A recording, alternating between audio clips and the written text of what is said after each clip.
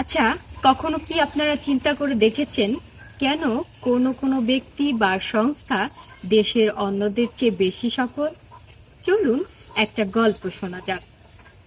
একজন লোক মেলায় লাল, নীল, হলুদ ইত্যাদি রঙের বেলুন বিক্রি করে জীবিকা নির্বাহ করত।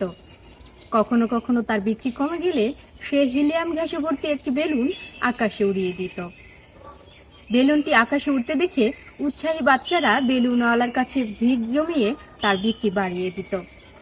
একদিন পেছন থেকে জামায় টান পড়ায় বেলুনওয়ালা লক্ষ্য করে দেখলো একটি বাচ্চা ছেলে। ছেলেটি জিজ্ঞেস করলো, ভাই, কালো রঙের বেলুনটিও কি আকাশে উড়বে? বেলুনওয়ালা মুচকি হেসে বলল, ভাই, রঙের জন্য বেলুন আকাশে উড়ে না, ভেতরের গ্যাসই বেলুনটিকে আকাশে উড়ায়। মানুষের জীবনেও এ কথা সত্য। আমাদের ভিতরে যা আছে তাই প্রধান। আমাদের ভেতরের মানসিকতাই আমাদের উপরে উঠতে সাহায্য করে।